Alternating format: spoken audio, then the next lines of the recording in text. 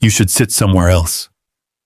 The words cut clean through the soft glow of first class, over the clink of champagne glasses, over the quiet hum of the cabin, as a white woman in a cream blazer refused to even glance at the ticket in Marcus Hale's hand. He didn't argue, didn't raise his voice, didn't move.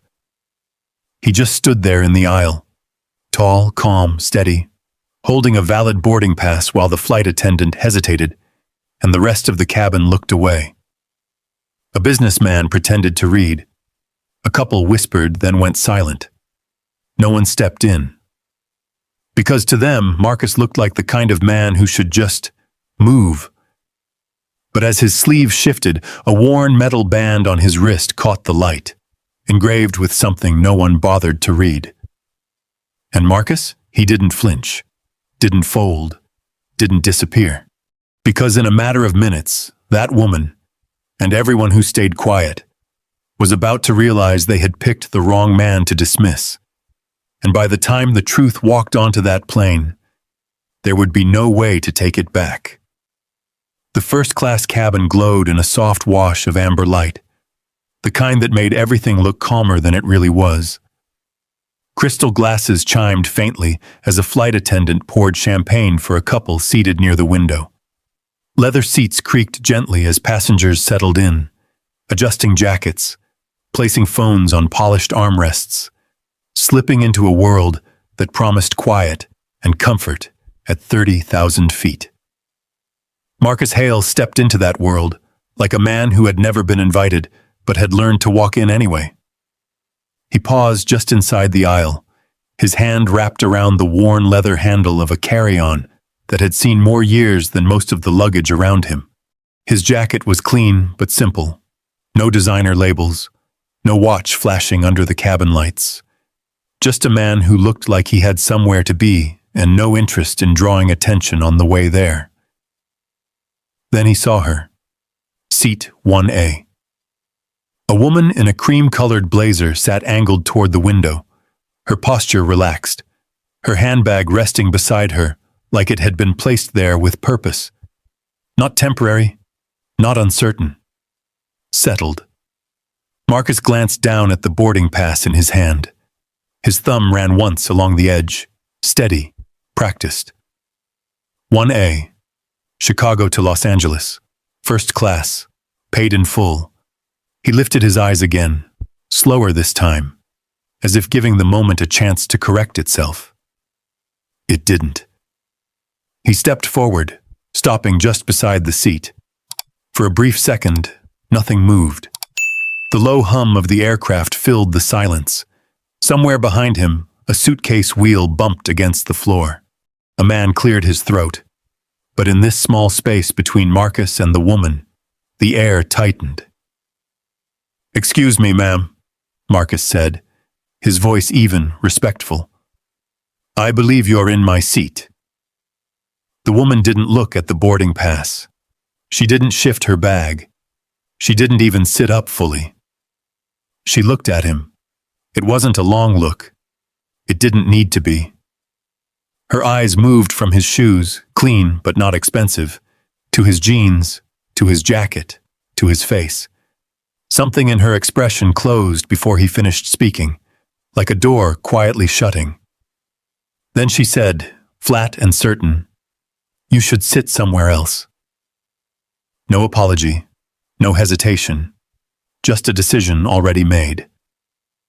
A man across the aisle lowered his newspaper an inch. A woman 2 rows back glanced up from her phone.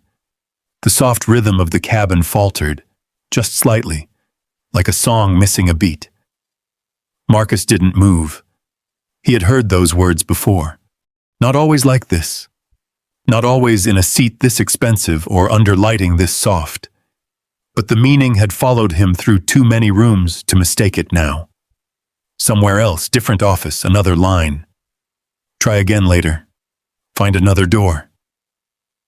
He felt it settle in his chest, familiar and unwelcome, like an old bruise pressed just hard enough to remind him it was still there.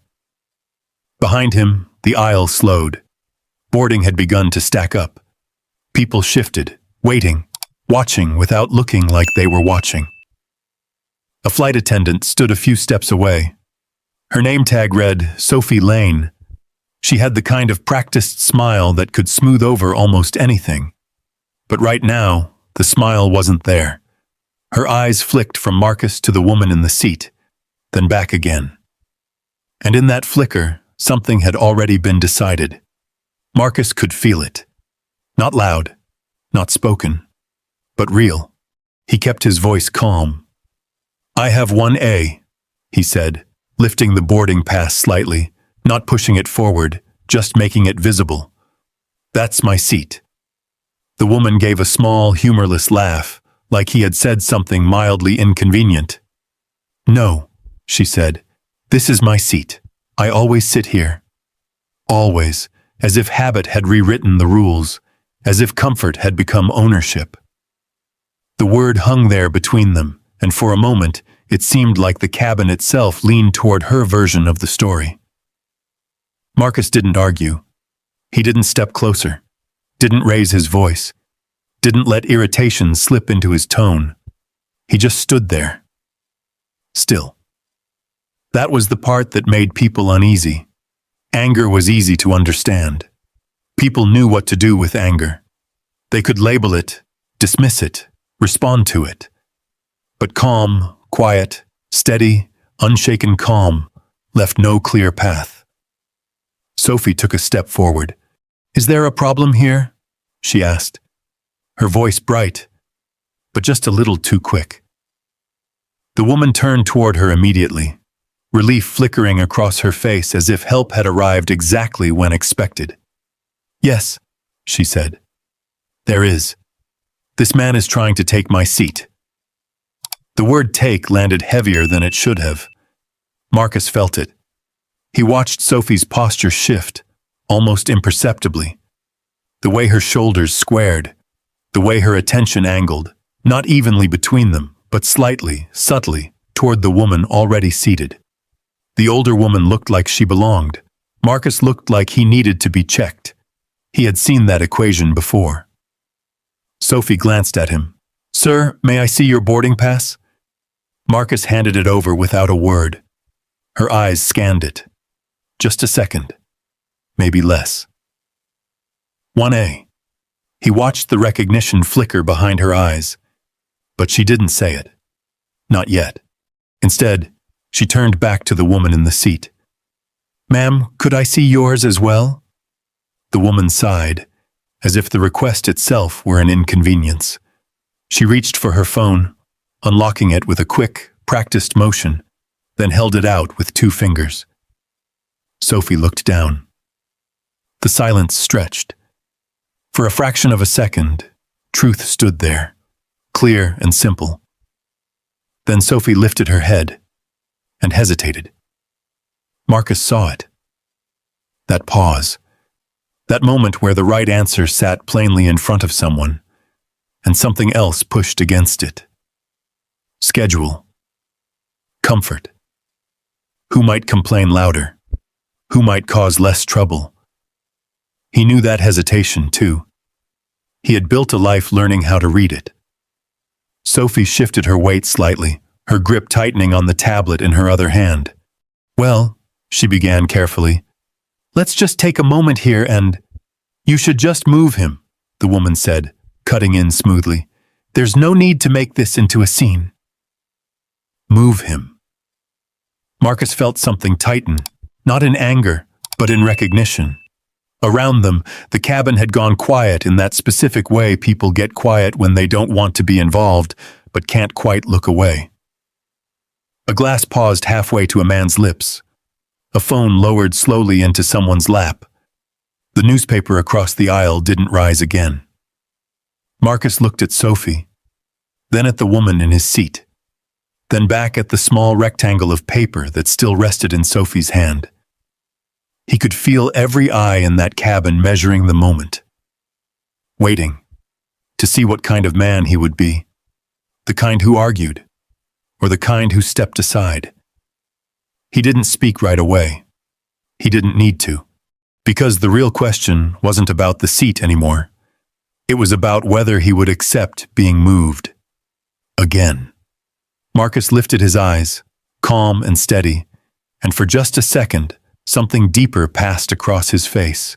Something older than this flight, older than this cabin, older than the quiet judgments settling around him.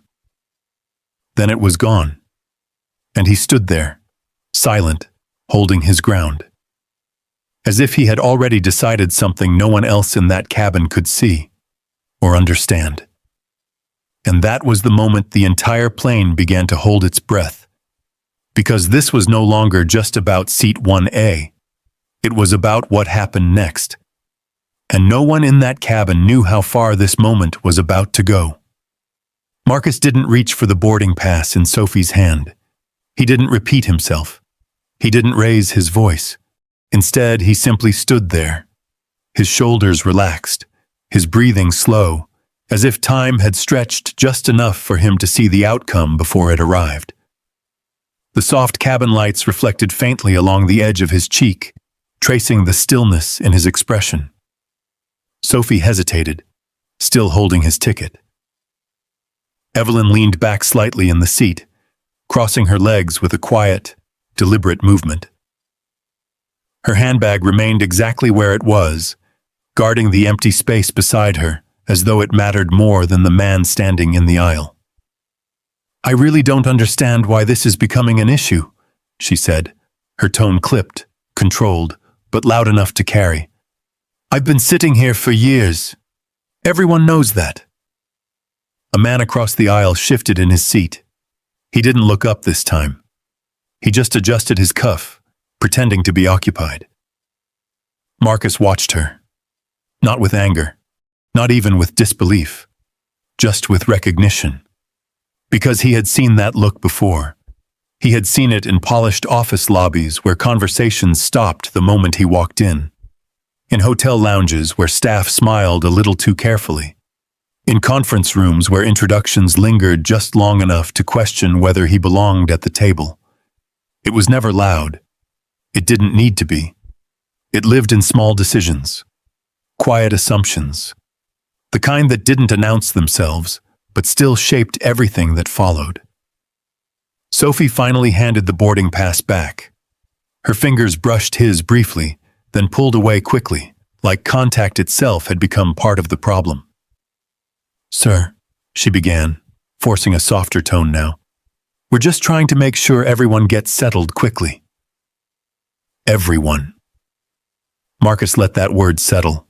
He took the boarding pass, folded it once, neat and precise, and slid it into the inside pocket of his jacket. As he did, the cuff of his sleeve shifted slightly, revealing the thin metal band around his wrist. It wasn't decorative.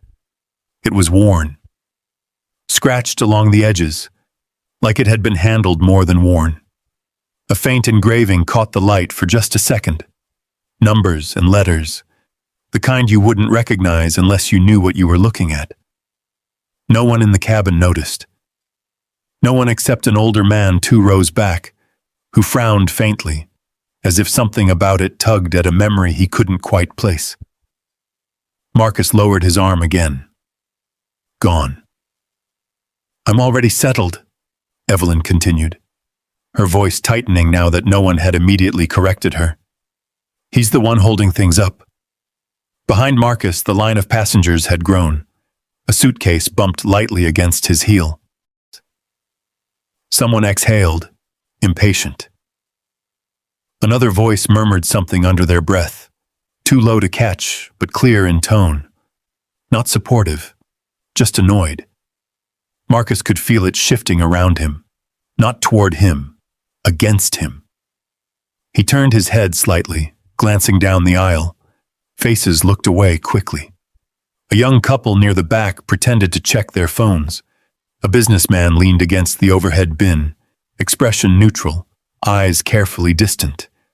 No one stepped forward. No one said, "That's his seat." Silence, he knew, wasn't always empty. Sometimes it chose a side. Marcus turned back to Sophie. "Is there a reason she's still in my seat?" he asked. His voice wasn't loud, But it didn't need to be. It cut cleanly through the air between them, steady and direct. Sophie swallowed. For a moment, her eyes flicked again to Evelyn, then to Marcus, then briefly toward the front of the cabin, where the galley curtain hung still, hiding whatever authority might be called next. She started, then stopped, because there was no good answer, only easier ones. Evelyn gave a short, sharp laugh. Because it's not your seat, she said, as if that settled it. Marcus didn't respond immediately. He studied her face, not in challenge, not in confrontation, but like he was trying to understand something deeper than the words she was saying. You didn't even look at the ticket, he said quietly. Evelyn's smile tightened. I don't need to, she replied. There it was. Not uncertainty, not confusion. Certainty. The kind that came from never having to question your place. Marcus felt something shift inside him.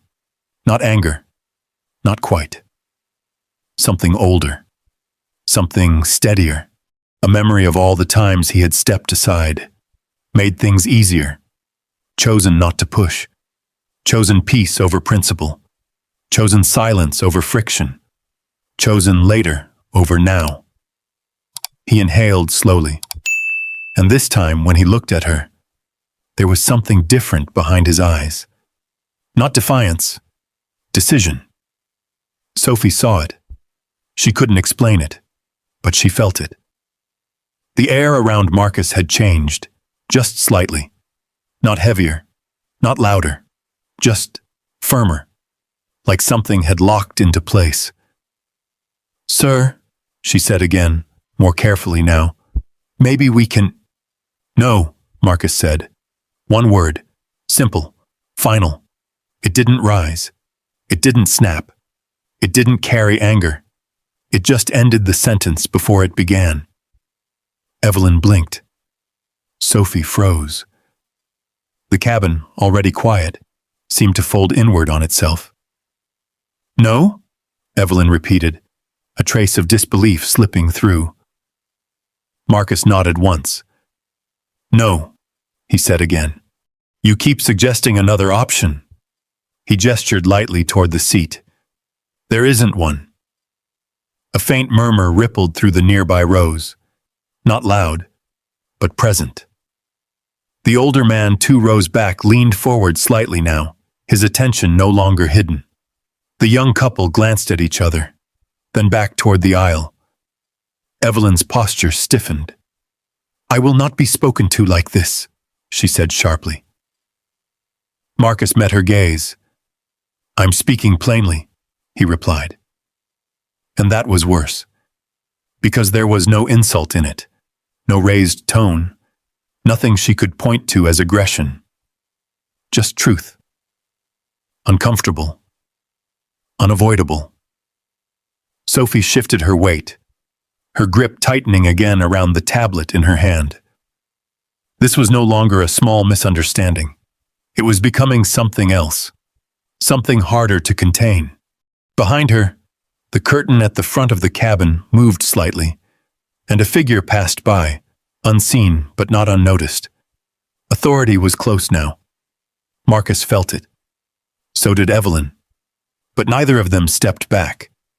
The line between them held, thin, tense, unbroken. And for the first time since he had walked into that cabin, a question began to form. Not in Marcus's mind, but in everyone else's. Who exactly was this man who refused to move? And why did it suddenly feel like the answer mattered more than the seat?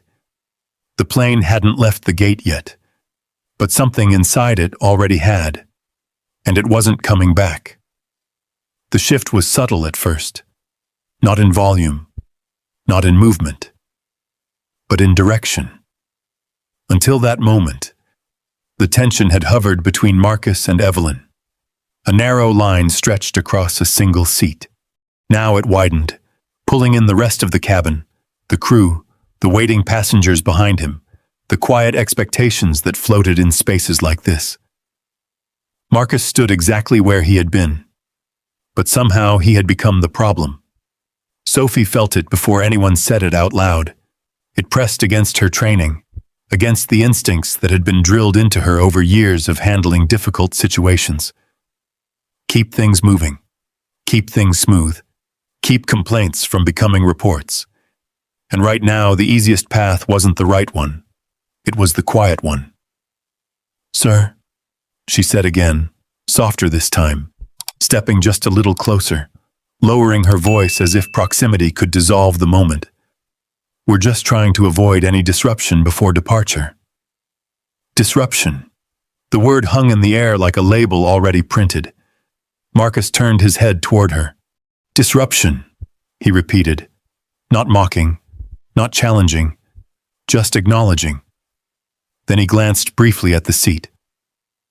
"At the moment," he said, "I'm standing still." Sophie swallowed. Behind her, Evelyn shifted, a faint smile returning to her lips, thin and controlled. "You see?" Evelyn said lightly. "He's turning this into something it doesn't need to be." Marcus didn't look at her. That, more than anything, unsettled her.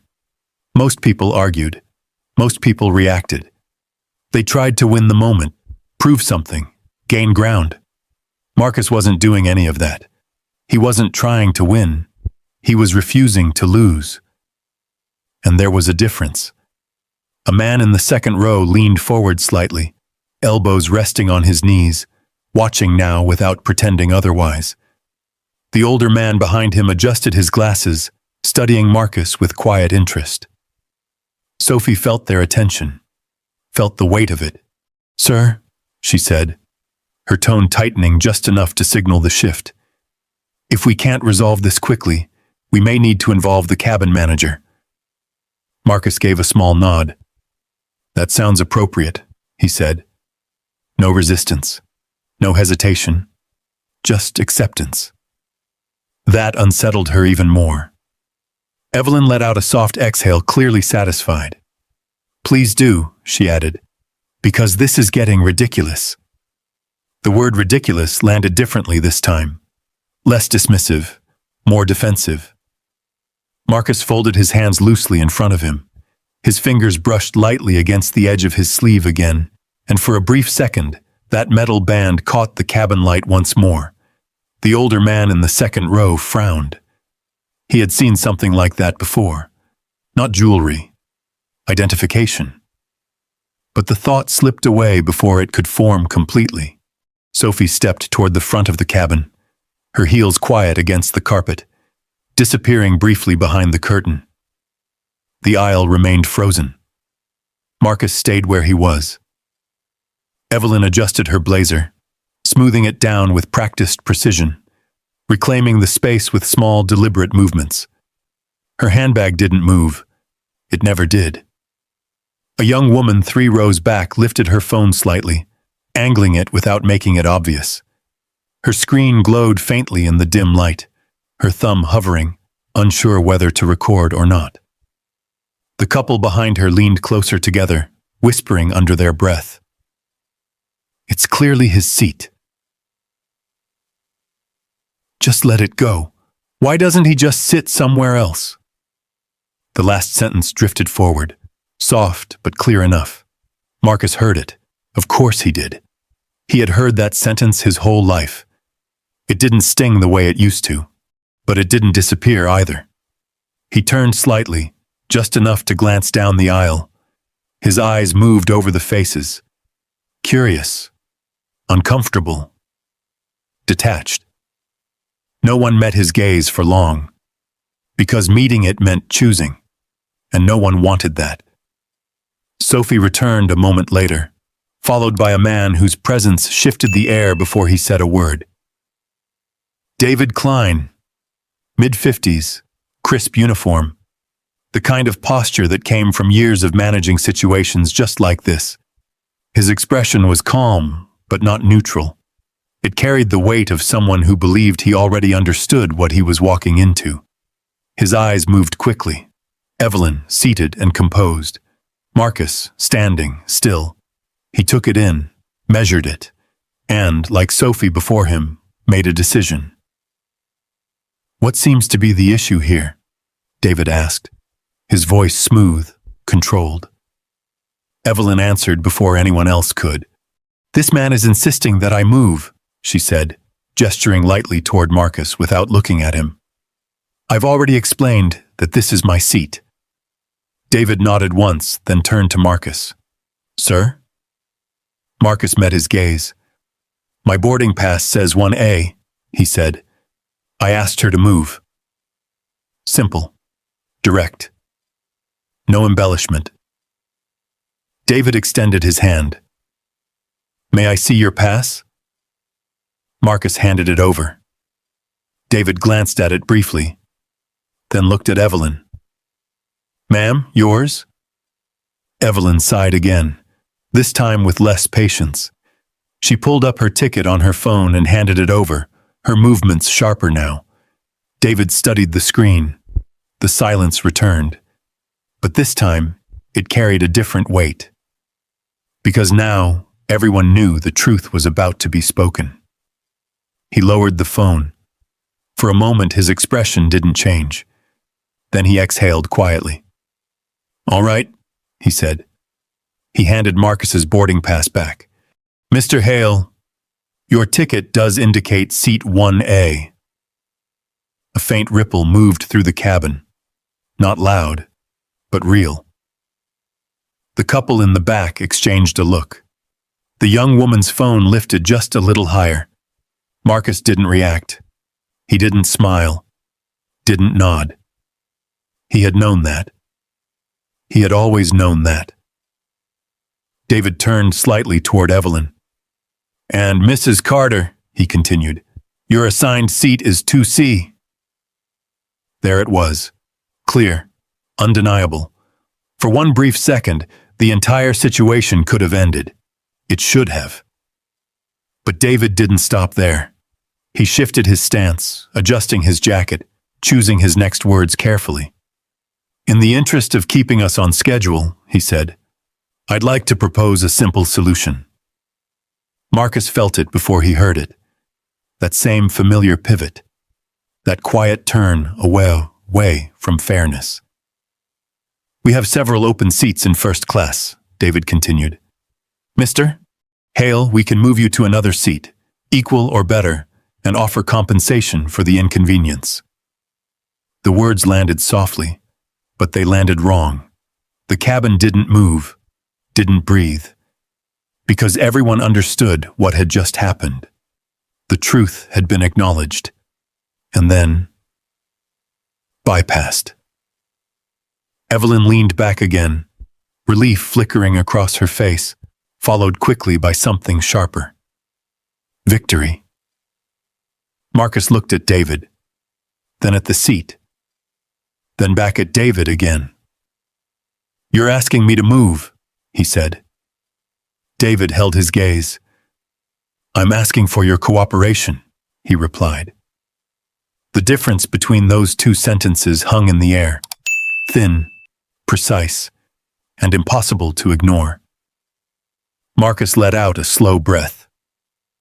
Around him, the cabin waited.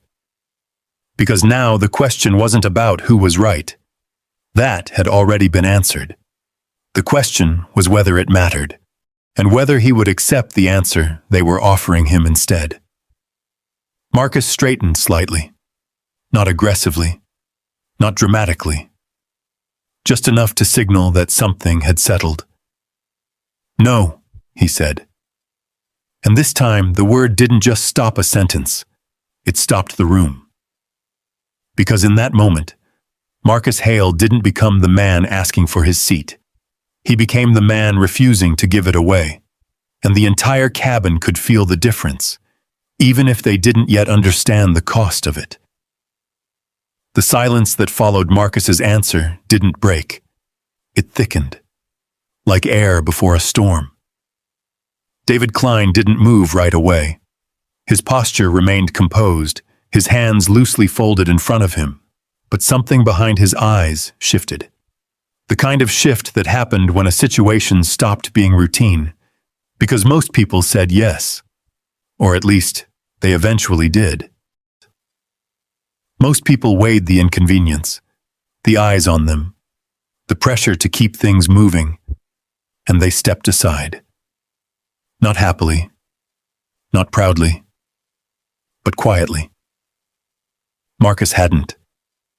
And now David had a choice. The easy path had already been offered. It had been refused.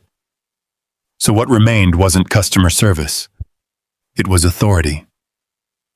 "Mr. Hale," David said, his voice still controlled, but firmer now, "I understand your position."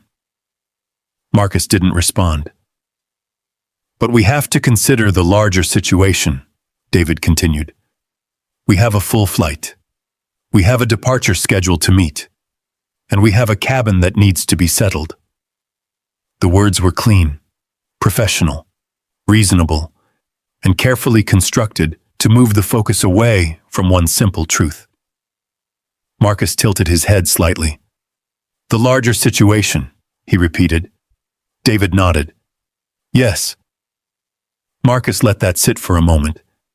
Then he glanced around the cabin, at the passengers watching, at the ones pretending not to, at the phones now held just a little higher than before, at the quiet, waiting expectation that he would be the one to make this easier. He looked back at David. "The larger situation," Marcus said slowly, "is that I have a valid seat. No anger, no emphasis, just clarity." David's jaw tightened, almost imperceptibly. Evelyn let out a soft, disbelieving laugh. "Oh, for heaven's sake," she said. "This is absurd. You're holding up an entire flight over a seat." Marcus turned his head slightly toward her. "Over my seat," he corrected. The distinction landed, and this time, a few heads in the cabin nodded, small, almost unconscious movements quickly hidden. Evelyn saw it. Her posture stiffened. "Well, you're making it everyone else's problem," she snapped. Marcus didn't answer. He didn't need to, because the problem was already visible. It had been from the beginning. David stepped forward just enough to reclaim the center of the moment. "Sir," he said, lowering his voice, "I'm going to need you to work with us here." The phrasing had changed. Not a suggestion anymore, a directive. Marcus met his gaze. "I am," he said. David blinked once. "That's not how this appears," he replied.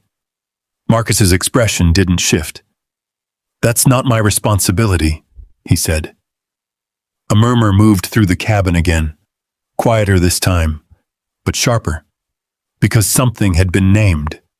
Not the seat, not the delay, the perception, and the gap between what was true and what was being presented. David exhaled slowly, his patience beginning to thin. "Let me be very clear," he said.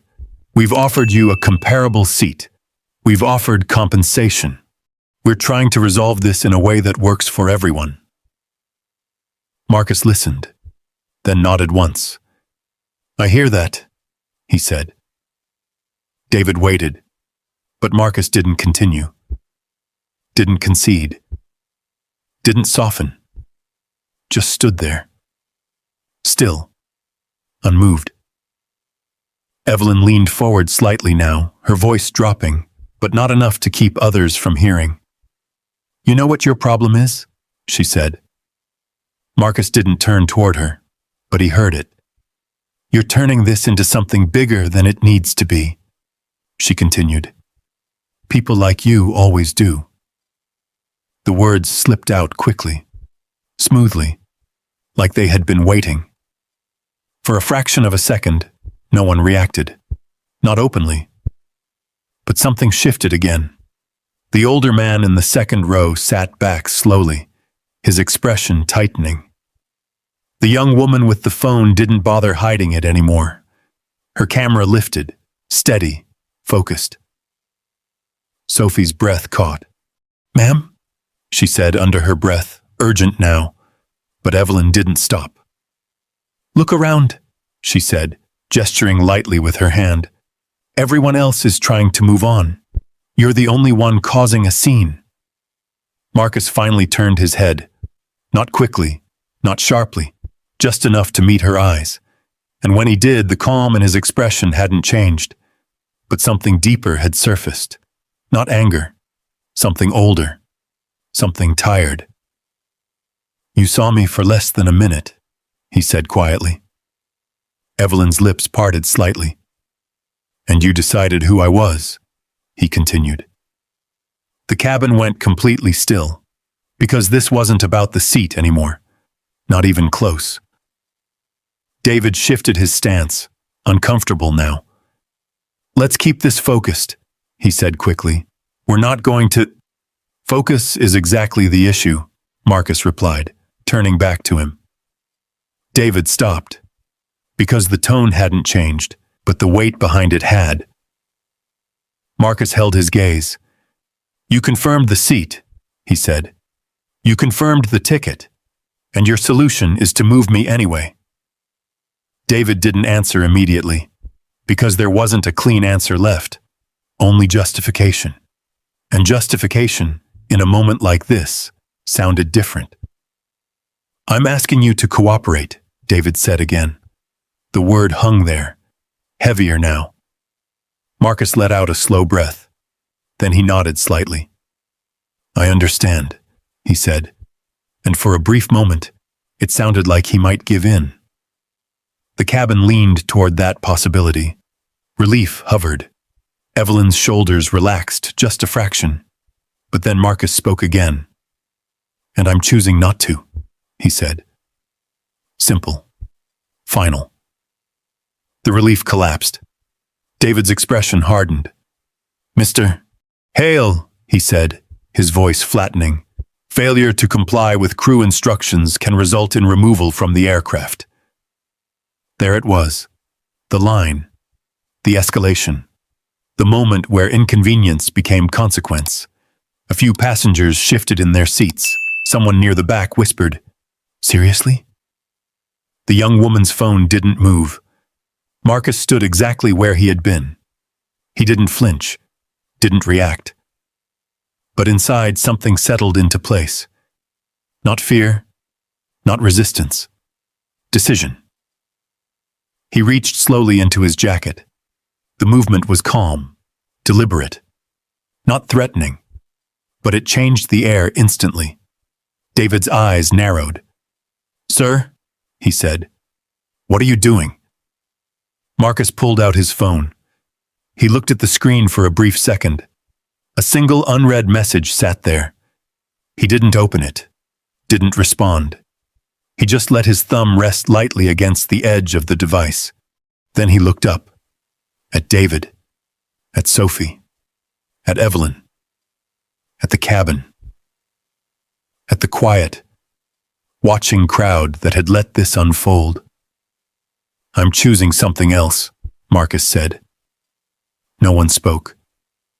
Because whatever came next was no longer small, and everyone in that cabin could feel it, even if they still didn't understand what it was.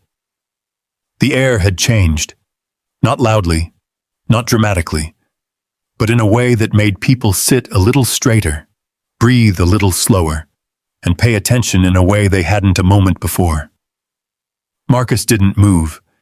His phone rested lightly in his hand, screen dark now, his thumb no longer touching it. He hadn't called anyone, hadn't said anything more. And yet something about that simple motion, reaching into his jacket, choosing not to rush, had shifted the balance in a way no one could quite explain. David Klein noticed it. He had handled thousands of passengers over the years, angry ones, entitled ones, frightened ones. People who escalated quickly and people who folded just as fast. Marcus didn't fit any of those patterns. That made him difficult, because David didn't know where to push. "Sir," David said again, his voice now firmer, the patience thinning beneath it. "I'm going to need a clear answer from you." Marcus looked up.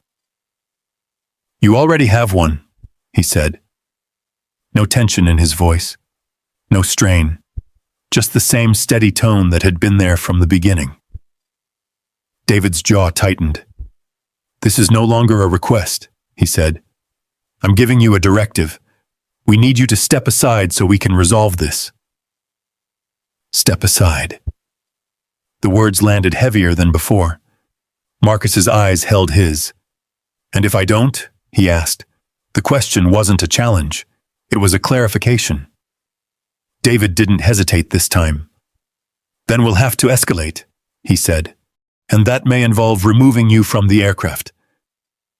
A few people inhaled quietly. Not sharply, not dramatically, but enough. Because now it was real, not awkward, not uncomfortable. Consequences. Marcus nodded slowly, absorbing the words. He didn't look surprised. He didn't look angry. If anything, he looked familiar with it, as if he had walked this exact line before. Behind him, a voice spoke up for the first time. That doesn't make any sense. It came from the older man 2 rows back. His voice was calm but steady enough to cut through the silence. David turned slightly. Sir, I need you to remain seated. The man didn't argue, but he didn't look away either. That's his seat, he said simply. It wasn't loud, but it landed. For a brief moment, the silence shifted again. Not fully. Not enough to change the direction of the room, but enough to create a crack. Sophie felt it. Her fingers tightened around the tablet in her hands. She looked at David, then at Marcus, then at Evelyn. Because now, the truth wasn't hidden anymore. It was being acknowledged. And still, being ignored. Evelyn leaned back, crossing her arms. This is exactly what I'm talking about, she said, shaking her head. He's turning people against me now. Over nothing. Nothing. Marcus let that word sit. Then he looked at her. Nothing, he repeated quietly. The way he said it stripped the word of its safety. Because everyone in that cabin knew it wasn't nothing. It hadn't been from the start. Marcus shifted his weight slightly, just enough to ease the pressure in his stance. His posture didn't change otherwise. He wasn't preparing to move. He was preparing to stay. I paid for this seat, he said. David opened his mouth to respond, but Marcus continued. I chose it, he added. I boarded on time. I followed every instruction given to me. Each sentence was measured, clear, unavoidable. And now, Marcus said, his voice still calm, I'm being told to give it up because someone else prefers it. No one spoke, because there was no argument left in that statement. Only the truth. David exhaled through his nose, his patience now fully replaced by something harder. This isn't about preference, he said. It's about keeping this flight on schedule. Marcus nodded once. I understand that, he said. David waited. Marcus didn't continue, didn't concede, didn't soften. Just held the moment exactly where it was. And that was the problem. Because the moment couldn't move forward unless he did. Evelyn shifted again, her composure cracking just slightly at the edges. This is ridiculous, she said. Are we really going to delay everyone because he wants to make a point? Marcus turned toward her fully now, not aggressively, not abruptly, just enough to face her directly. I'm not making a point, he said. Evelyn's lips parted. I'm making a decision, he continued. The difference was quiet. But it mattered, because a point could be debated. A decision stood on its own. The young woman with the phone adjusted her grip, her camera steady now, no longer pretending. A man across the aisle lowered his gaze, uncomfortable but listening. Even Sophie stopped shifting. Marcus's voice hadn't changed, but the room had. I've spent my whole life being moved, Marcus said. The words came slower now, not rehearsed, not dramatic, just lived. Moved out of conversations, he went on. Moved out of opportunities. Moved out of places I had every right to be. No one interrupted him. No one tried. Because this wasn't escalation. This was something else. I've stepped aside, Marcus said. I've made things easier. I've kept things quiet. His eyes moved briefly across the cabin, at the faces watching, at the ones that had stayed silent, then back to Evelyn. Not today. The words settled deeper than anything he had said before. Not louder, not sharper, just final. Evelyn looked at him, really looked this time. And for the first time there was something new in her expression. Not certainty, not control, uncertainty. David felt it too. The moment had slipped. It wasn't his anymore. And that made him push harder. Mr. Hale, he said, his voice now carrying authority without the softness. This is your final opportunity to comply. The word comply echoed. It didn't belong to the seat. It belonged to something bigger. Marcus held his gaze. Then he nodded once. Understood, he said. David straightened slightly. Relief flickered, brief, cautious, because that sounded like agreement. But Marcus wasn't finished. I understand exactly what you're asking me to do, he said. The relief vanished. And I'm choosing not to do it. Silence. Complete. Even the hum of the plane seemed to fade for a moment, because now there was no confusion left, no misunderstanding, only a line drawn clearly in the aisle between them. Marcus slipped his phone back into his jacket. Slow, deliberate. Then he rested his hands loosely at his sides again, exactly where they had been before. Nothing about him looked aggressive. Nothing about him looked out of control. And that made it harder, because there was nothing to justify what came next. David looked at him for a long second. Then he turned slightly toward Sophie. Call the captain, he said. Sophie's breath caught. For just a moment, she didn't move, because once that call was made, there was no stepping back. Her eyes flicked to Marcus, then to Evelyn, then back to David, and in that hesitation, something inside her shifted, but not enough, not yet. She turned and moved toward the front of the cabin, her steps quieter now, heavier. Marcus watched her go. Then he looked back at the seat. Still there. Still his. Still occupied. And the entire cabin waited. Because whatever came next would not be small. Not anymore. The word captain lingered in the air like a final warning. Not loud, not dramatic, but final. Sophie disappeared behind the curtain, her figure swallowed by the narrow galley space. The soft clink of service carts shifted faintly behind it, then quieted, as if even the routine sounds of the aircraft had paused to listen. Marcus stood exactly where he had been. He didn't look toward the curtain. He didn't adjust his stance. He didn't check his phone again. He simply waited. And somehow, that made the waiting heavier for everyone else.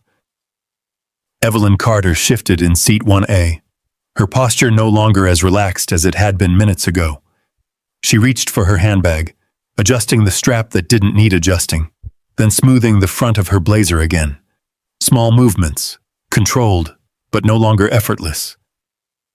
You've made this into something it didn't have to be, she said, her voice lower now, edged with irritation that hadn't been there before. Marcus didn't respond. Not immediately. He looked past her, out the small oval window. The wing of the plane sat still against the gray tarmac, ground crew moving in slow, practiced patterns beneath it. A fuel truck idled nearby. A baggage cart rolled by, its metal frame rattling faintly. Everything outside moved forward. Inside, everything had stopped. "I didn't make anything," Marcus said finally, still looking out the window. "I just didn't move." The distinction landed harder this time, because now it couldn't be ignored. David Klein crossed his arms, his patience worn thin, his authority now fully engaged. "Mr. Hale," he said, his voice clipped. "Once the captain is involved, this becomes a different situation." Marcus turned back toward him. "I'm aware," he said. David studied him for a moment, as if searching for something. Fear, doubt, hesitation, anything that might give him leverage. He found none. "You understand that failure to comply with crew instructions is taken seriously," David continued. "We are responsible for the safety and order of this aircraft." Marcus nodded once. "I haven't threatened safety," he said. "No one is saying you have," David replied quickly. "But refusal to follow direction can escalate." "It already has," Marcus said. Not sharp, not raised, just true. David stopped, because again, there was nothing to argue with. The escalation wasn't coming from Marcus. It was happening around him. Evelyn exhaled sharply, her patience finally slipping. "Oh, this is unbelievable," she said. "You're turning yourself into some kind of victim now?" Marcus looked at her. There was no anger in his expression, just something quieter.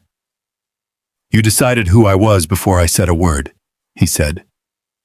Evelyn's lips parted, then closed again. "And now," Marcus continued, "you're deciding what this is." The silence that followed was different, less uncertain, more uncomfortable, because it wasn't just about him anymore. It was about what everyone else had seen, and chosen not to say. A man across the aisle shifted in his seat again, this time more visibly.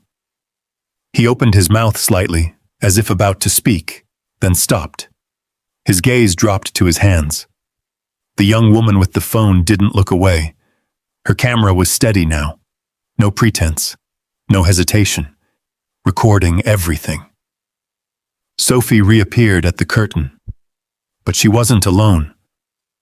Behind her stepped a man in a captain's uniform, broad shoulders, silver hair at the temples, 4 stripes catching the cabin light as he moved into the aisle. Captain Daniel Reeves. His presence changed the room instantly. Conversations stopped completely. Postures straightened. Even Evelyn sat a little taller, her earlier confidence returning in the presence of authority she believed would support her. Reeves took in the scene quickly. Marcus standing in the aisle. David beside him. Evelyn seated, composed but tense. The watching passengers. The phones. Always the phones. "What's going on here?" Reeves asked, his voice calm but firm, carrying easily through the cabin. David stepped forward immediately. "Captain, we have a passenger refusing to comply with crew direction," he said. The words were clean, official, and incomplete. Marcus heard them. So did the rest of the cabin. A subtle shift moved through the rows, not loud, but present. A quiet recognition that something had just been reframed. Reeves turned to Marcus. "Sir," he said, "I need to understand what's happening." Marcus met his gaze. "My ticket is for seat 1A, he said. "Another passenger is sitting there. Your crew confirmed that. Instead of asking her to move, they're asking me to give up my seat." Reeves glanced at David. David's jaw tightened slightly, but he didn't contradict it. Evelyn spoke quickly, her voice rising just enough to reclaim control. "He's being confrontational," she said. "I felt uncomfortable the moment he approached me." The word uncomfortable landed heavily. It always did, because it didn't require proof, just feeling. Reeves turned back to Marcus. "Have you raised your voice?" he asked. "No," Marcus said. "Have you made any threats?" "No." Reeves nodded once. Then he looked at David again. "His ticket?" he asked. "Valid," David admitted. "The seat?" "1A." Reeves's eyes flicked to Evelyn. "And hers?" "2C." The truth stood there again, clear, undeniable. For a moment it seemed like the situation might finally correct itself. It should have. Reeves exhaled slowly. Then he made his decision. "Sir," he said, turning back to Marcus, "I'm going to ask you to accept the alternate seat so we can proceed with departure." The cabin froze, not because it was unexpected, but because it confirmed what everyone had already begun to suspect. The truth wasn't enough. Not here. Not now. Marcus didn't react right away. He just looked at Reeves, studied him, measured the decision. Then he nodded once. Not in agreement, in understanding. "So you're confirming," Marcus said, his voice low, steady, "that I'm assigned to 1A. Reeves hesitated. "Yes." "And you're confirming she is not?" Another pause. "Yes." Marcus let the silence stretch just long enough for everyone to feel it. Then he asked the only question left. "And you still want me to move?" Reeves didn't answer immediately, because there was no way to say it that didn't sound exactly like what it was. Finally, he nodded. "Yes," he said. The word settled into the cabin like weight. Evelyn exhaled softly, relief washing over her face. David straightened. Sophie looked down, and Marcus almost smiled, not because it was funny, but because it was familiar. This was the moment, the one he had seen coming from the start, when the truth was acknowledged and then set aside. He reached into his jacket again. Slow, deliberate, the same movement as before. But this time, when his phone came out, something in the room shifted in response. Not because of the device, because of him, because of the way he held it. Steady, unhurried, certain. Reeves's eyes narrowed slightly. "Sir," he said, "what are you doing?" Marcus unlocked the screen. His thumb hovered for a brief second. Then he looked up. At the captain. At David. At Evelyn. At the cabin that had watched everything unfold. "I'm choosing to make sure this is recorded correctly," he said. No threat. No raised voice. Just a statement. And somehow, that felt bigger than everything that had come before. Because whatever happened next wouldn't just stay in this cabin. Not anymore. Marcus held the phone in his hand, but he didn't dial right away. That was the first thing that unsettled Captain Reeves. People who wanted attention moved fast. They made noise. They escalated with volume and urgency. They reached for authority like a lifeline. Marcus did none of that. He simply stood there, thumb resting lightly against the edge of the screen, as if the act of calling someone mattered less than the choice to do it at all. The cabin watched him, not openly, but no one was pretending anymore. Evelyn's confidence flickered again, just for a second. Her eyes moved from the phone to Marcus's face, searching for something. Uncertainty, maybe. Doubt. Hesitation. She didn't find it. "You don't need to make this into a bigger issue," she said, her voice softer now but tighter. "It's just a seat." Marcus looked at her, and for the first time there was something behind his eyes that hadn't been there before. Not anger. Memory. "It's never just the seat," he said quietly. The words didn't echo. They settled. Because something about the way he said it made it clear he wasn't talking about this moment alone. Reeves felt it. So did Sophie. Even David, who had been holding his ground with steady authority, shifted his weight slightly, as if the floor beneath him had changed. Marcus lowered his hand just enough for the light to catch his wrist again. That thin metal band, scratched, worn, inscribed. This time, the older man in the second row leaned forward. His eyes narrowed slightly, because now he recognized it. Not fully, not yet, but enough to feel that something wasn't adding up. Marcus turned his phone slightly, the screen lighting his face for a brief second. A name appeared, not saved as boss or office, just a name. Simple, direct. He didn't press it, not yet. Instead, he exhaled slowly, and in that breath, something shifted, not in the cabin, but inside him. Because this wasn't the first time. It never was. For a moment, the noise of the plane faded. The cabin dissolved, and Marcus was somewhere else. Not here, not in first class, but standing on cold concrete under a flickering streetlight in Chicago years ago, a duffel bag at his feet. No ticket, no destination, just a place to sleep for a few hours before morning came. He had learned then how to make himself smaller, how to stay out of the way, how to accept that sometimes the easiest path forward was to step aside. He had carried that lesson into offices where his name wasn't recognized, into meetings where his voice came last, if it came at all, into rooms where he had been invited, but not fully welcomed. And each time he had made the same choice. Not today. Not today, he had told himself again and again over the years. But not today had turned into maybe tomorrow. Until now. Until this seat. Until this moment. Marcus blinked once, the memory fading as quickly as it had come. The cabin returned. The faces. The silence. The weight of every eye on him. And he realized something simple. This wasn't about changing anyone's mind. It wasn't about winning. It was about not disappearing. Sophie watched him, her chest tightening.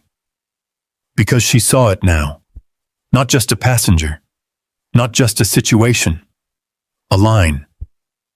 A line she had crossed without realizing it. Her fingers curled slightly around her tablet. She thought about all the small moments she had ignored before. All the times she had smoothed things over instead of setting them right. All the times she had told herself it wasn't her place to intervene. This time, it had been her place. And she had stepped back anyway. "Captain," she began quietly. Reeves didn't look at her. His attention was fixed on Marcus, because something about the man in front of him no longer fit the situation he thought he was handling.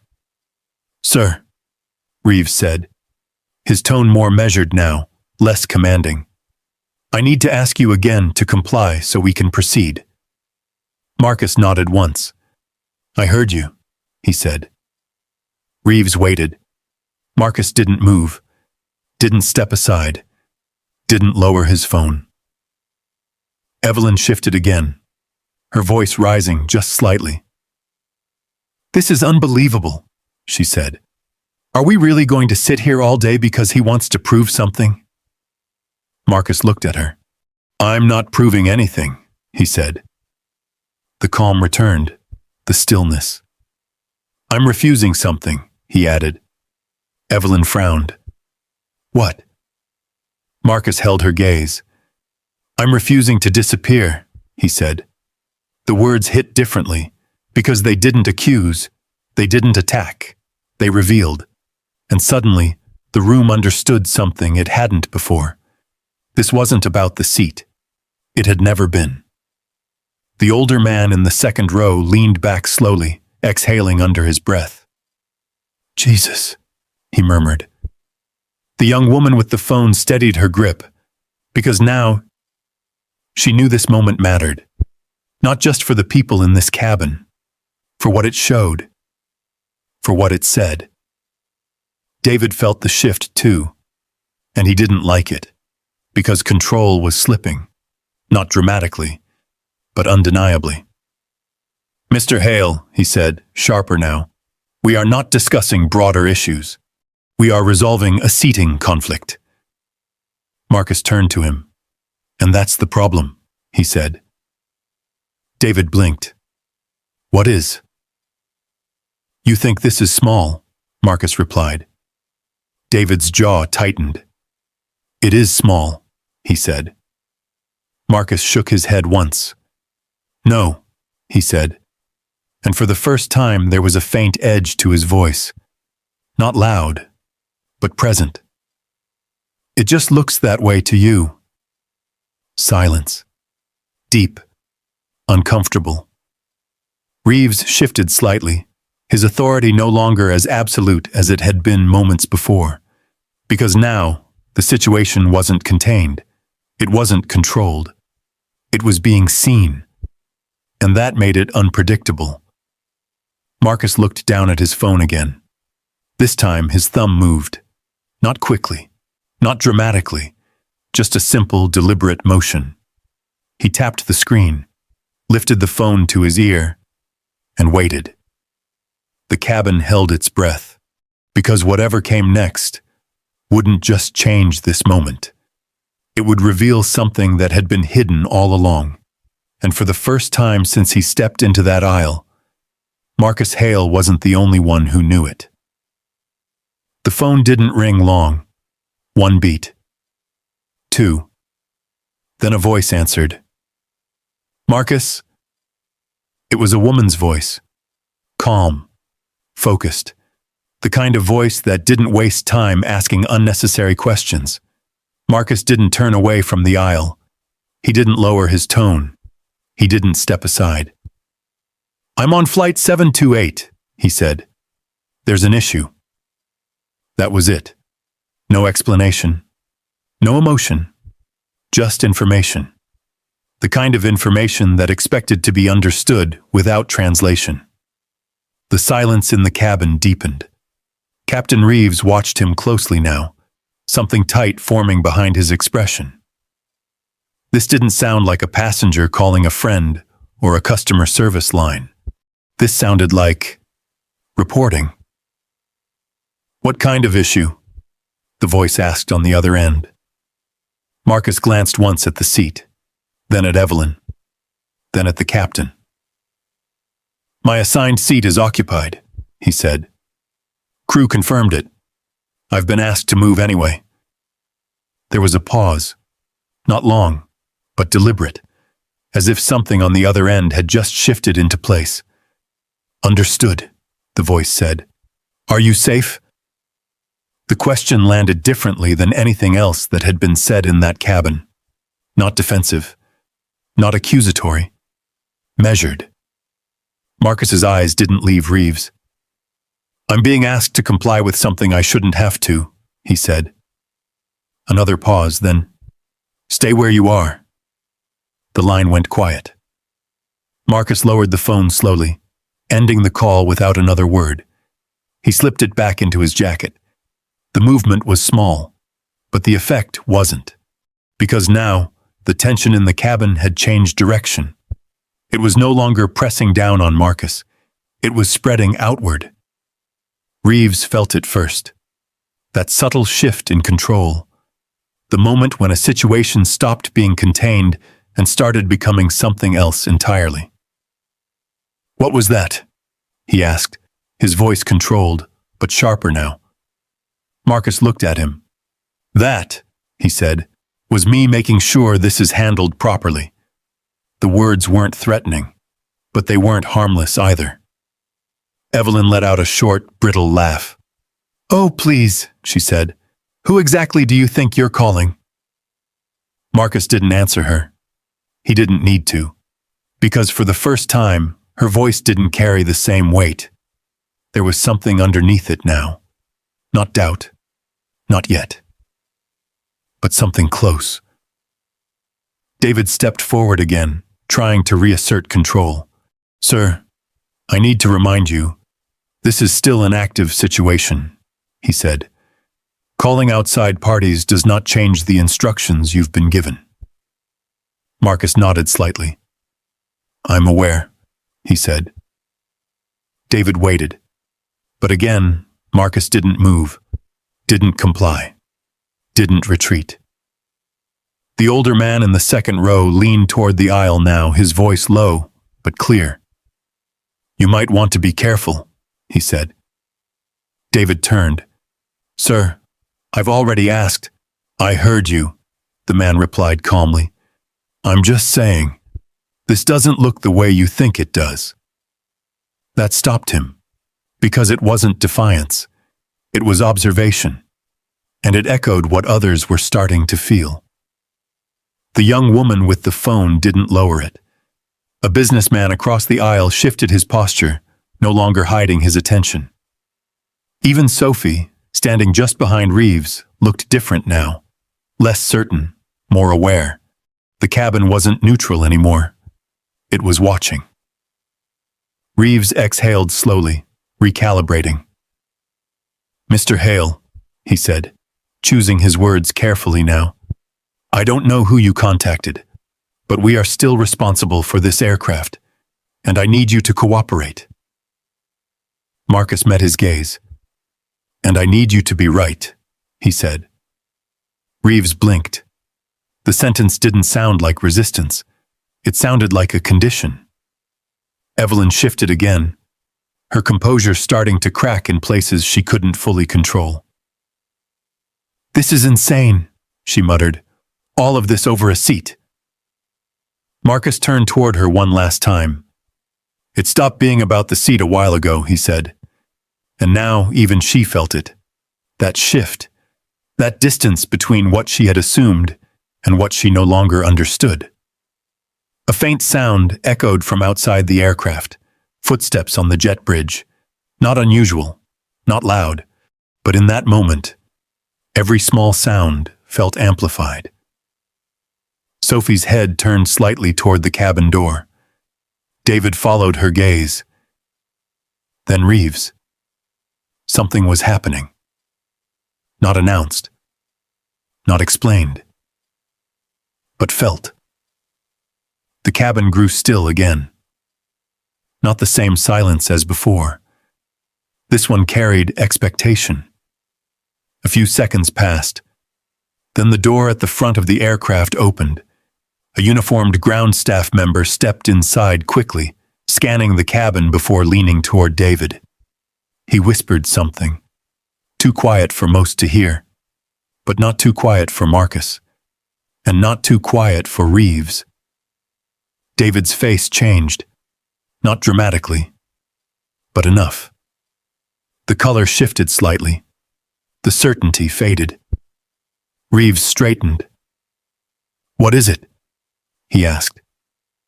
The staff member hesitated, then said it again, just a little louder this time. "Executive office has been notified." The words didn't echo. They didn't need to, because in a space like this, they carried weight, real weight. David's eyes flicked toward Marcus. For the first time since this began, there was no assumption left in his expression, only calculation. Evelyn frowned, confusion tightening her features. "Notified?" she repeated. "About what?" No one answered her, because now the question wasn't what was happening. It was who had just made it happen. Reeves looked back at Marcus, really looked this time, at his posture, at his calm, at the quiet certainty that hadn't wavered once, and something clicked. Not fully, not yet, but enough to make him pause. Because suddenly, the man standing in the aisle didn't look like a passenger anymore. He looked like a variable they hadn't accounted for, and the cost of that mistake was just beginning to show. The cabin didn't return to normal. It couldn't. Not after those words. Executive office has been notified. They hung in the air like something heavier than authority, something above it, something that didn't belong to schedules or uniforms or polite negotiations, something that didn't wait. David Klein felt it first. Not as fear, not yet, but as pressure. The kind that came when a situation moved beyond his reach, but his decisions were still attached to it. He turned slightly toward the front of the plane, then back to Marcus. "Who did you contact?" he asked.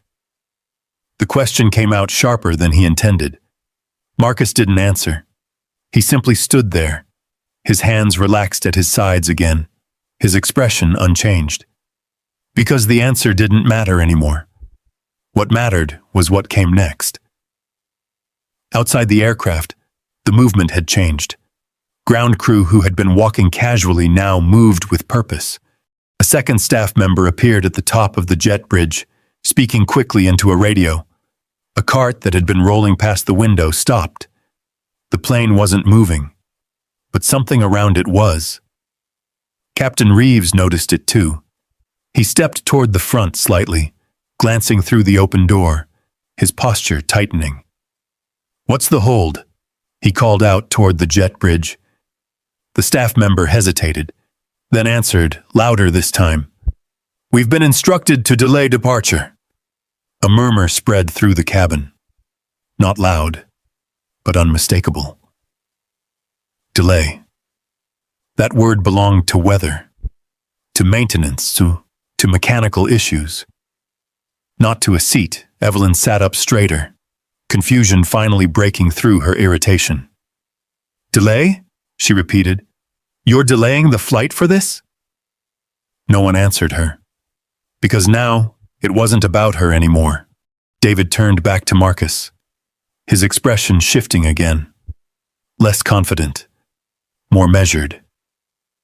"This is unnecessary," he said, but the certainty wasn't there anymore. "We can resolve this without escalating further." Marcus looked at him. "You already had that option," he said. David's jaw tightened, because that was true, and everyone knew it. Sophie stood near the galley, her hands clasped together now, no longer pretending to check her tablet. Her eyes moved between Marcus and the door, her breathing shallow. She could feel it. Something was coming. Something bigger than this cabin. The older man in the second row leaned back slowly, folding his arms. "I've seen this before," he murmured to himself. Not loud enough to carry, but loud enough to mean something. The young woman with the phone didn't lower it. Her camera captured everything now. Marcus standing still, David shifting, Evelyn watching. The open door, the waiting tension. Because now, this wasn't just a moment. It was evidence. A businessman across the aisle pulled out his own phone, his screen lighting up his face as he searched something quickly. "Hale." He typed it once, then again. His eyes narrowed, then widened. He leaned closer to the screen. Reading, processing. Looking up again at Marcus with a different kind of attention. Not curiosity, recognition. He didn't say anything. Not yet. But something in his posture changed. David noticed that too. And suddenly, the room felt less controlled, less predictable. "Captain," David said quietly, turning toward Reeves, "we should clear the aisle." Reeves didn't respond immediately, because he was watching Marcus now, really watching him. Not as a passenger, as a variable, a factor that didn't fit the expected pattern. "Why isn't the plane moving?" Evelyn demanded, her voice rising again. But this time it carried something new, not authority, uncertainty. Reeves turned back toward her. "We've been instructed to hold," he said. "For how long?" she pressed. Reeves didn't answer, because he didn't know, and that was new. The cabin felt it, that small crack in certainty, that shift in control. Marcus remained still, but inside, something had settled completely. This wasn't about whether he would be removed, or whether he would move. That question had already been answered. Now it was about something else. About what happened when the truth didn't stay quiet. A new voice came from the jet bridge. "Make way, please." It wasn't loud, but it carried. Not because of volume, because of authority. Everyone near the front of the cabin turned. Footsteps. Measured. Unhurried. Approaching. The kind of steps that didn't rush, because they didn't need to. David straightened instinctively. Sophie's breath caught again. Reeves stepped aside slightly, his posture shifting without thinking. Because something in that voice had already told him this was no longer his situation to control. The businessman across the aisle lowered his phone slowly. He didn't need to read anymore. He already knew. His eyes moved to Marcus, then to the aisle, then back again. And for the first time since this began, there was no doubt in them. Evelyn turned toward the door, her expression tightening, because now she felt it too. The shift she couldn't explain, the imbalance she couldn't fix, the moment slipping out of her hands. The footsteps reached the threshold, paused, and then a man stepped onto the plane, not hurried, not loud, but unmistakable. And the entire cabin felt it before they understood it. Power had just walked in, and nothing about this situation would remain the same. The man didn't raise his voice. He didn't need to. He stepped into the cabin with the kind of quiet confidence that didn't ask for space. It assumed it would be given. His suit was dark, perfectly tailored. His tie simple but precise. No excess. No flash. Just control. Behind him, the murmur of the jet bridge faded.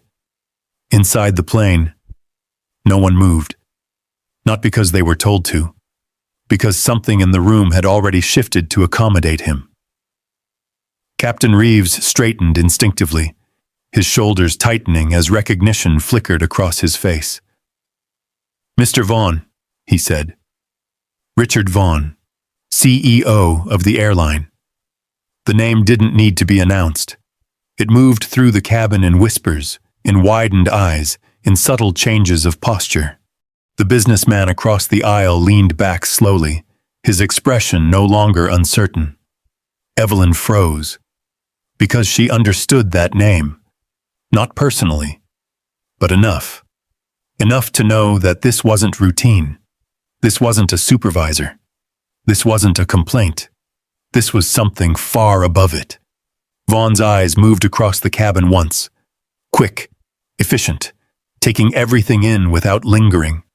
Evelyn in seat 1A, David Klein standing too rigid, Sophie near the galley, pale and still, the open aisle, and Marcus Hale, standing exactly where he had been from the beginning. Vaughn didn't speak right away. He walked forward slowly, each step measured, deliberate. The cabin seemed to part around him without anyone physically moving, as if space itself adjusted to his presence. He stopped just short of Marcus, not facing Evelyn, not addressing David. "Marcus." "Mr. Hale," Vaughn said. Not a question, a recognition. A murmur moved through the cabin again, quieter this time, but sharper. Because now, something undeniable had just happened. Marcus wasn't just known, he was expected. Marcus inclined his head slightly. "Richard," he said. No title, no hesitation. Just a name. Familiar. Equal. That was the moment everything broke. Not loudly, but completely. David felt it first. The collapse of assumption. The sudden realization that whatever equation he had been working with had been wrong from the start. Evelyn's fingers tightened around her handbag. Her breathing changed. Because now, the man she had dismissed, the man she had told to sit somewhere else, was being addressed by the CEO of the airline like someone who mattered. No, not just mattered, someone known. Vaughn turned slightly, his gaze shifting for the first time. To me, he added quietly. The sentence wasn't spoken out loud, but it existed in the space between them, and everyone felt it. What seems to be the issue? Vaughn asked. His tone was calm, controlled, but different from the others, because he wasn't trying to manage the situation. He was assessing it. Marcus didn't move. My assigned seat is occupied, he said. Your crew confirmed that. I was asked to move instead. No emotion, no embellishment, just the facts. Vaughn nodded once. Then he turned to David. Is that accurate? David opened his mouth, closed it, then nodded. Yes, he said. Vaughn's gaze didn't change. And the seat assignment? He asked. David hesitated for a fraction of a second, then answered. Mr. Hale is assigned to 1A. And the other passenger? 2C. The truth stood there again, but this time, it wasn't being negotiated. Vaughn looked at Evelyn, really looked at her, not with judgment, not with anger, just with clarity. Ma'am, he said, you're in the wrong seat. The words were simple, but they carried weight now, because they weren't coming from someone trying to keep the peace. They were coming from someone who defined it. Evelyn blinked. I didn't know, she said quickly, her voice losing its edge, slipping into something softer, uncertain. Marcus watched her, and for a moment there was no satisfaction in his expression, just stillness. You didn't need to know, he said quietly. Evelyn looked at him, confused, shaken. Marcus held her gaze. You just needed to be decent. The words landed harder than anything that had come before, because they weren't about status. They weren't about power. They were about something simpler, something she had chosen not to offer. The cabin absorbed it, silently, completely. Vaughn didn't interrupt. He let the moment sit, because he understood something the others hadn't. This wasn't just a correction. It was a reckoning. Please move to your assigned seat, Vaughn said finally. No hesitation. No negotiation. Evelyn didn't argue. She couldn't. Because whatever ground she had been standing on was gone. She gathered her handbag with trembling fingers, her movements no longer precise, no longer controlled. As she stood, she hesitated for a brief second beside Marcus. I didn't know who you were, she said, her voice barely above a whisper. Marcus didn't look at her right away. Then he did, and there was no anger there, just truth. That was never the problem, he said.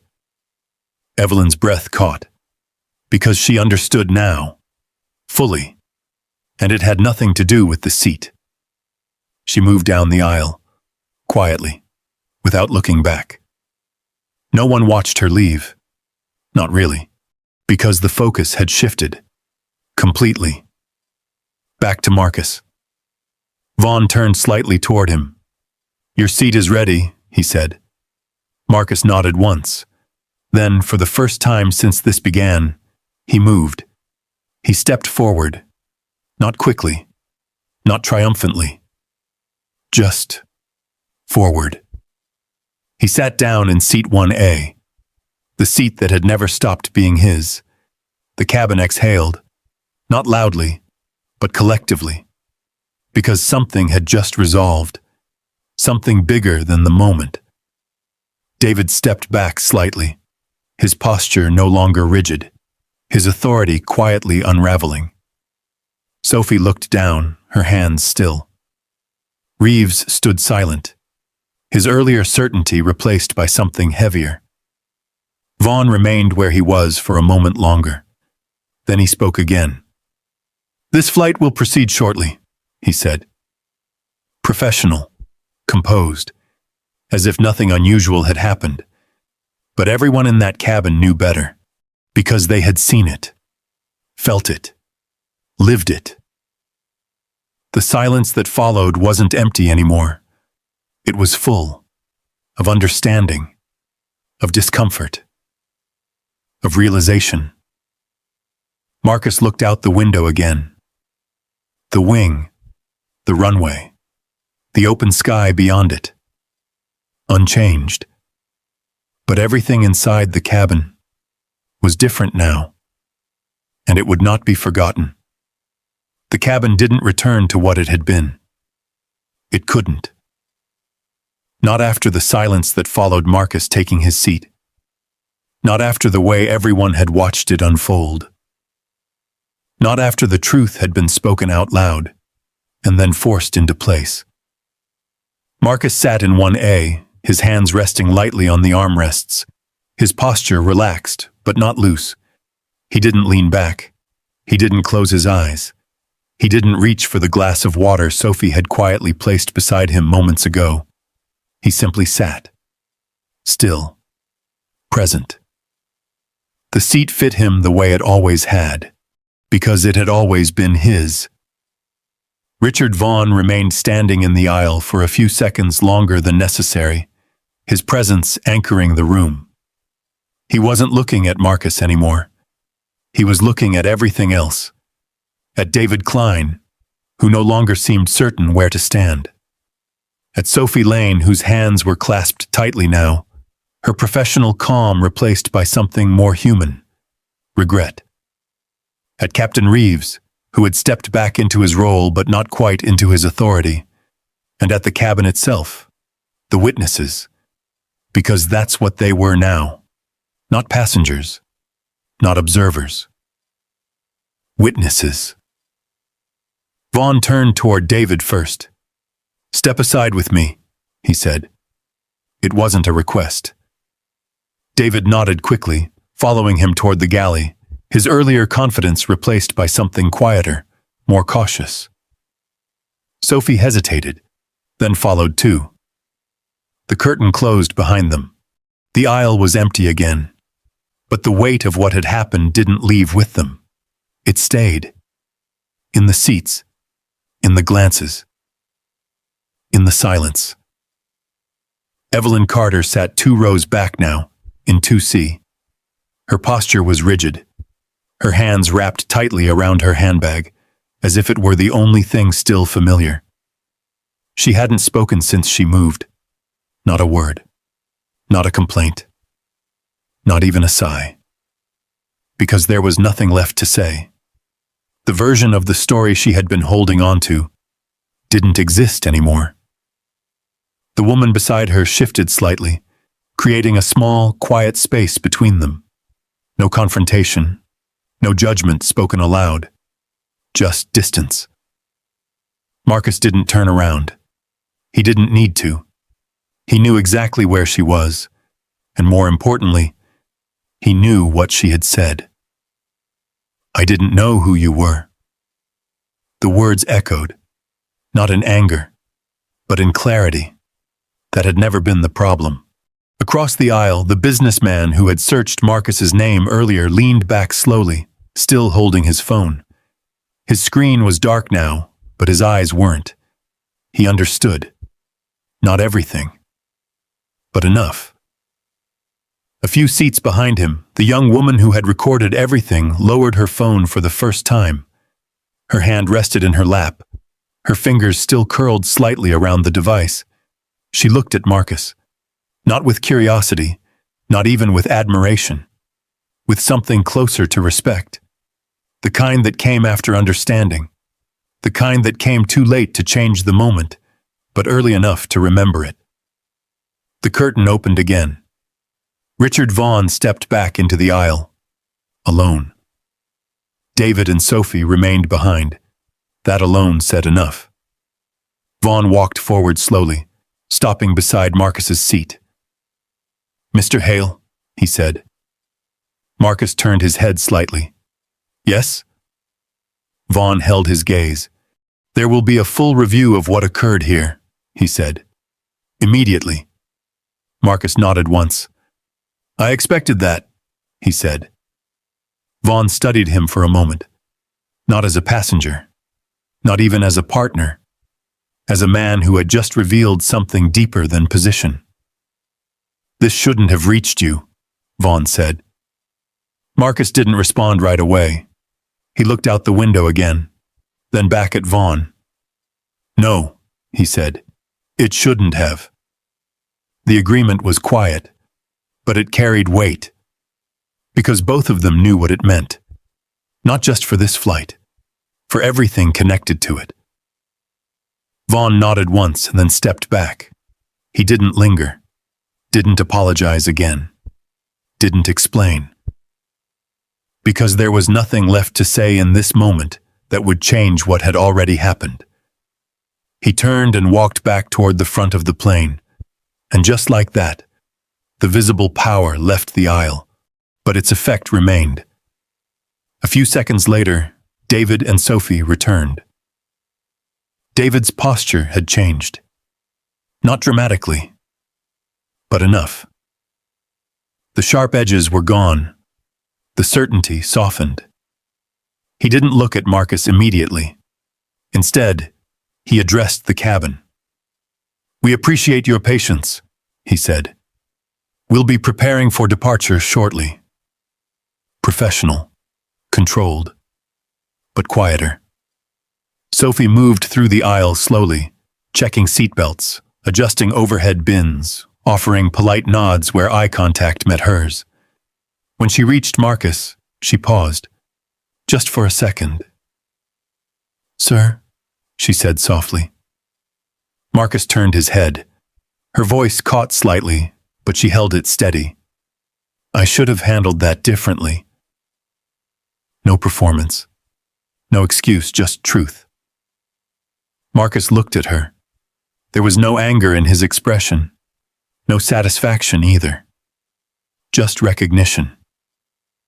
Yes, he said. That was all, but it was enough. Sophie nodded once, her eyes lowering briefly, then moved on. The engines hummed softly as the aircraft prepared for pushback. Outside, the ground crew moved again, their motions returning to routine. Inside, nothing felt routine anymore. Evelyn stared straight ahead, her reflection faint in the darkened window. She could still hear the words. You didn't need to know, she understood them now, fully. And there was no place to hide from that understanding. The plane began to move, slowly, gently. The shift barely noticeable, but undeniable. Marcus leaned back slightly for the first time. Not in relief, not in triumph, just in stillness. Because this wasn't about winning. It never had been. It was about not disappearing. And now, no one in that cabin could pretend they hadn't seen him, or what had been done, or what it had revealed. The silence that followed wasn't empty anymore. It was full of something else, something that would stay long after the flight ended, long after the cabin lights dimmed, long after the story left this space and entered others, because moments like this didn't vanish. They traveled, they lingered, they changed things, and whether anyone liked it or not, this one had already begun. By the time the plane lifted off the runway, the story had already left it. It moved quietly at first. A message sent, a video uploaded, a name searched, a detail recognized. 30,000 feet above the ground, the cabin lights dimmed to a soft glow, casting long shadows across the aisle. The steady hum of the engines filled the space, a low constant that made everything feel both distant and immediate at the same time. Marcus sat in seat 1A, looking out at the clouds, endless, white, unbothered by what had just happened below them. He rested his elbow lightly against the armrest, his fingers relaxed, the metal band at his wrist catching a faint reflection from the window. He hadn't checked his phone. Not once since the call. He didn't need to, because he already knew. Across the aisle, the businessman glanced at his screen again, his brow tightening. "It's already out there," he murmured under his breath. The man beside him leaned in. "What is?" The businessman turned the screen slightly. A video. The aisle. Marcus standing still. Evelyn in the seat. David speaking. Reeves confirming. The moment. Captured. Clear. Unedited. The other man stared. "Is that?" "Yes," the businessman said quietly. "That's him." The words didn't spread loudly. They didn't need to. They moved the way things moved in places like this. Through glances, through quiet confirmations, through the slow realization that something important had just happened in front of them. 2 rows back, the young woman who had recorded the video sat with her phone resting face down on her lap. She wasn't watching it. She didn't need to. She had lived it. And now she understood what she had captured. Not just a moment. A mirror. Evelyn Carter sat in 2C, her posture unchanged, her eyes fixed forward. But inside, everything had shifted. She could feel it, not just in the cabin, but beyond it. Because the silence around her was different now. It wasn't neutral, it wasn't polite. It was aware. No one said anything to her. No one confronted her. But no one ignored her either.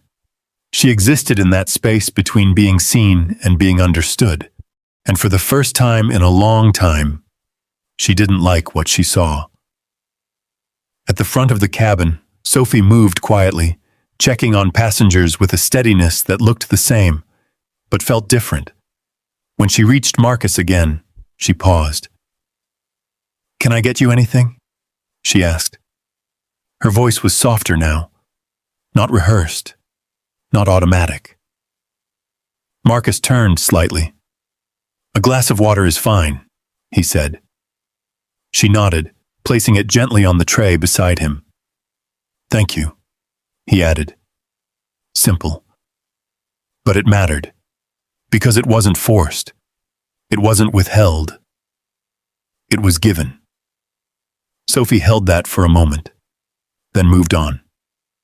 Behind the curtain, conversations were happening. Not loud, not frantic, but urgent. Phones, emails, names being mentioned, decisions being prepared. David Klein sat in the narrow crew jump seat, his posture rigid, his eyes fixed on nothing in particular. His authority had been intact just an hour ago. Now it felt conditional, temporary, reviewable. Captain Reeves stood beside him, arms crossed, silent, because there was nothing left to justify, only to explain. And explanation came later. For now, there was only the record, and the record was clear. In the main cabin, Richard Vaughn sat quietly in a reserved jump seat, his presence no longer visible but still felt. He had already made the calls.